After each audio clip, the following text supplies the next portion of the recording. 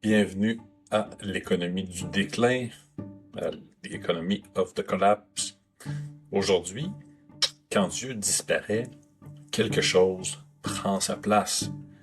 Pendant des siècles, les sociétés occidentales étaient organisées autour de Dieu, de la famille, du sacrifice pour la nation, du devoir, de la transmission intergénérationnelle et d'un sens collectif de l'existence.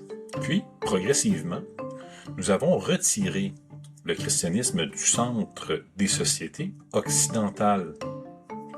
Et pendant longtemps, nous avons cru que l'État, le marché, la consommation, la laïcité et la liberté individuelle allaient suffire à remplacer ce vide qu'on ne conceptualisait même pas encore à ce moment. Mais si nous avions profondément sous-estimé quelque chose, et si l'être humain était incapable de vivre sans transcendance? Aujourd'hui, je veux parler des travaux de Viktor Frankl, de Nietzsche, de Pascal, de Carl Jung, de psychiatrie, de neurosciences, d'économie comportementale et d'un vide existentiel moderne. Parce que, à mon avis, une des plus grandes erreurs de l'Occident moderne a été de croire que retirer la religion allait simplement rendre les sociétés, dixit, neutres. Mais l'histoire semble montrer autre chose. Lorsqu'une civilisation retire sa structure spirituelle centrale, celle qu'elle a utilisée pour devenir ce qu'elle est, le vide laissé derrière ne reste jamais vide. Quelque chose prend toujours sa place. Viktor Frankl était psychiatre et survivant des camps de concentration nazis, après avoir vécu l'horreur absolue et inimaginable. Il arrive à une conclusion profondément dérangeante. L'être humain peut survivre à presque n'importe quelle souffrance, sauf à une vie sans sens. Dans son livre Man's Search for Meaning, Frankl parle du vide existentiel. Selon lui, lorsque les sociétés perdent leur sens, leur mission, leur transcendance, leur structure morale, les individus commencent à dériver, à se perdre, à se chercher désespérément quelque chose pour remplir ce vide intérieur. Aujourd'hui, la psychiatrie moderne rejoint partiellement cette intuition. Des recherches montrent que le sentiment de sens dans la vie, le sentiment d'appartenance, la spiritualité, les objectifs transcendants sont associés à moins de dépression, moins d'anxiété, une meilleure résilience psychologique. L'American Psychiatric Association résume même que le purpose in life est fortement associé à une bonne santé mentale. Et neurologiquement, lorsqu'on regarde à l'intérieur du cerveau ce qui se produit en temps réel, plusieurs études montrent que les circuits de récompense, la dopamine, les réseaux liés à l'identité dans le cerveau, la régulation émotionnelle et toutes ces zones-là qui sont engagées sont profondément influencées par le sens, la spiritualité et les systèmes de croyance. Nietzsche et la mort de Dieu. Puis arrive Friedrich Nietzsche et sa célèbre phrase « Dieu est mort ». Mais attention, Nietzsche ne célébrait pas naïvement la disparition de Dieu. Au contraire, il craignait profondément ce qui allait suivre. Et aujourd'hui, on le voit avec raison, parce qu'il comprenait quelque chose d'essentiel.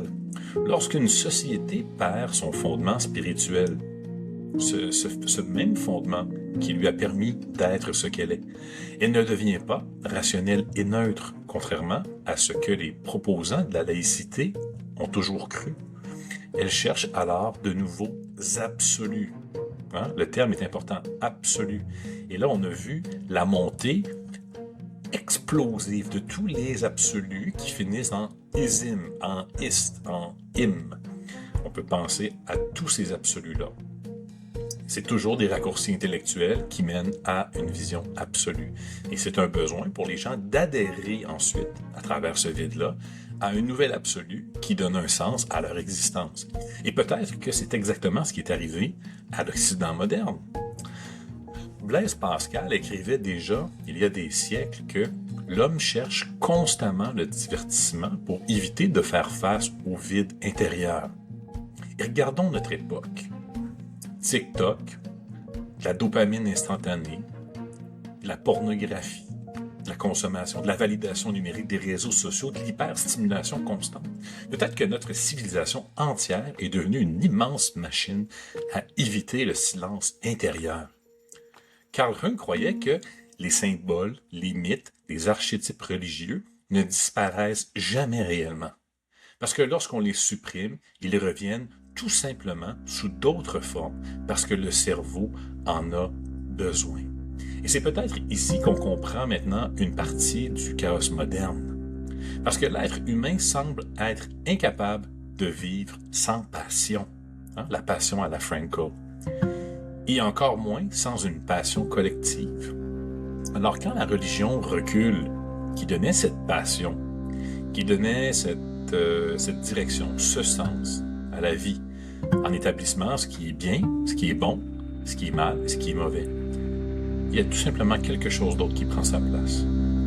Parfois, on a tenté de remplacer cette passion par du nationalisme, par exemple. Il faut juste penser, imaginez-vous des armées qui doivent aller au combat, peut-être les premières lignes, sachant qu'ils vont certainement mourir, et ils le font pas pour l'argent, pas pour la paye, ils vont mourir. Ils le font pour la passion de défendre leur nation, leur patrie. Pensez à tous les films hollywoodiens, comment là, il y a un élément de passion par rapport à défendre son pays, on voit le drapeau, il y a des scènes dramatiques et tout ça. Ça vient nous chercher à l'écran, c'est une des raisons pourquoi on nous le montre. Ensuite, on a tenté d'amener l'idéologie politique pour tenter de donner un sens. Donc là, il y a des gens qui deviennent très passionnés à défendre le Parti libéral ou à défendre le Parti québécois. Ensuite, il y a eu le consumérisme où on a débuté l'adoration d'individus qui peuvent démontrer une profusion de biens matériels et à s'imaginer qu'ils sont meilleurs que les autres parce qu'ils ont peut-être une montre Rolex ou une voiture sport. La sexualité, évidemment, complètement débridée et qui n'a plus vraiment de sens. Et là, il y a toute une génération qui se réveille du hook-up culture et dit bon, qu'est-ce qui se passe là? Je veux plus de ça. Et évidemment, il y a des conséquences sur le système neurologique d'un excès à ce niveau-là qui fait en sorte que l'engagement ensuite devient très difficile. Et là, il y a toutes sortes de problèmes de solitude et évidemment, la natalité est touchée. L'identité individuelle. Donc là, une explosion de gens qui cherchent à se donner un sens dans la société à travers une exposition de leur identité sous forme de violence symbolique visible. Évidemment, le narcissisme. Donc là, il y a la version anecdotique de ça, où tout le monde dit que leurs ex sont des narcissiques. C'est un petit peu là comme... il y a comme plus de 50% des gens qui disent que leur ex est narcissique, alors que cliniquement, il n'y a que 2% environ de gens qui ont ce trait-là clinique. Mais de l'autre côté, dans le sens commun, il y a une augmentation de comportements qui sous-tendent à ça. Et évidemment, c'est lié à la mise à l'avant-scène de l'individualisme. Donc lorsqu'on met l'individualisme en avant de tout, ben, chacun pense pour soi. C'est l'individualisme social qui est proposé, qui est endossé par le gouvernement et le système de l'économie de marché. Donc ensuite, c'est de dire, bon, ben voilà, ces gens-là ne pensent pas aux autres en premier, ils ne pensent qu'à eux-mêmes, c'est l'individualisme. Mais évidemment, à travers l'individualisme, il y a la carrière. Donc là, tout le monde met à l'avant-scène leur carrière. La carrière devient plus importante que tout ce qui transcende l'individualisme. Donc, par exemple, avoir des enfants, transmettre un système de valeurs, avoir des enfants aussi pour que la nation puisse survivre à travers le temps, et non pas devoir recourir à l'immigration massive qui devient si importante qu'elle entraîne un remplacement de la nation. Donc, dans le fond, c'est la mort de l'État-nation. Les causes militantes, évidemment, panoplie de gens qui se trouvent des causes et débutent leur existence à travers ces causes-là. Et ces causes-là deviennent... Donc, il y a des gens qui sont pour la défense des tortues au Costa Rica.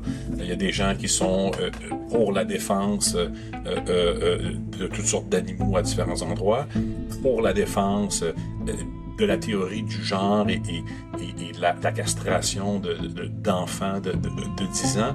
Donc, toutes sortes de choses. Évidemment, les réseaux sociaux aussi, qui prennent énormément de place. Et là, il y a tout un ensemble de valeurs qui entourent la façon dont les gens se présentent sur les réseaux sociaux. Et le culte de soi-même aussi. Donc, évidemment, ça vient rejoindre l'individualisme, mais évidemment, on voit là, j'ai même moi-même vu dans un court reel qui a attiré beaucoup de commentaires, où on parlait de la solitude des femmes, qui est documentée. Donc, c'est un fait empirique. Il n'y a pas de jugement de valeur par rapport à ce fait empirique-là. C'est tout simplement un fait empirique. Donc, il y a des estimations de 50 à 60% de solitude féminine qui frappent à partir de maintenant jusqu'à 2030. Et là, tous les commentaires des femmes, c'est juste moi, je suis bien comme ça, moi, je suis encore mieux comme ça, moi. Alors que l'idée qui sous-tend cette situation-là n'est pas individuelle. C'est une conséquence sociale sur l'habitation, sur l'économie, sur la natalité, etc. Et au lieu de constater cette situation-là et d'avoir une réaction constructive, à dire, bon, vraiment, on a un problème, comment on va regarder cette situation-là? Ben, tout le monde parle uniquement de soi, c'est le culte de soi. Et le problème, évidemment, n'est pas que les gens cherchent un sens. Nous sommes créés de cette façon-là. Le problème, c'est ce qui remplace la transcendance perdue. Et peut-être que l'Occident moderne a remplacé Dieu, la communauté, la transmission, le sacrifice par la consommation, le marché, l'individu et cette croissance économique qui doit toujours se poursuivre, cette adoration de la croissance qui devient le nouveau Dieu d'une certaine façon, adoré par nos gouvernements, par les entreprises et par les individus, au point où les politiciens ne parlent toujours que de croissance. Mais le marché, lui, n'a pas de morale. Le marché n'a pas de culture. Le marché n'a pas de transcendance. Il cherche toujours plus de croissance, toujours plus de consommateurs, toujours plus de désirs, toujours plus de stimulation. Et peut-être qu'une société ne peut pas survivre spirituellement lorsqu'elle transforme les citoyens en de simples consommateurs. Et regardons les résultats.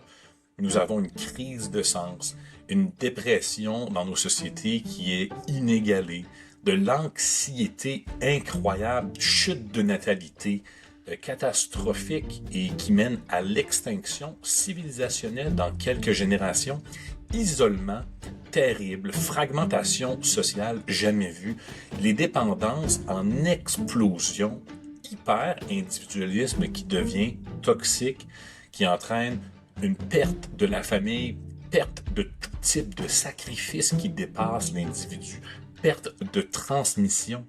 Nous avons construit des sociétés extrêmement performantes matériellement, plus que dans tous les temps, mais profondément fragiles spirituellement, plus que dans tous les temps. Et peut-être que le grand malentendu moderne a été celui-ci. Nous avons cru qu'en retirant le christianisme, la société allait simplement devenir rationnelle, neutre, administrative et très laïque. Mais l'être humain ne semble pas fonctionner ainsi. L'humain cherche toujours quelque chose à adorer, quelque chose à servir, quelque chose qui donne un sens à sa souffrance, quelque chose qui dépasse sa propre existence. Et lorsqu'une société retire Dieu, quelque chose d'autre prend inévitablement sa place. Le problème de l'Occident moderne n'est peut-être pas seulement économique en fait, malgré que c'est déjà un gros problème actuellement. Ni politique, ni technologique. Le problème est peut-être tout simplement spirituel. Parce qu'une civilisation peut survivre à la pauvreté, aux guerres, aux crises, mais elle ne survit pas lorsqu'elle cesse de croire en quelque chose de plus grand qu'elle-même, lorsqu'elle cesse d'être une société imaginée comme en parlait Benedict Anderson. Peut-être que le vide existentiel moderne n'est pas un accident. Peut-être qu'il est le prix civilisationnel d'une société qui a voulu remplacer la transcendance par la consommation, l'individualisme par le marché et ultimement entraîne une baisse de natalité qui mènera à l'extinction de cette civilisation-là sous l'autel de la croissance économique.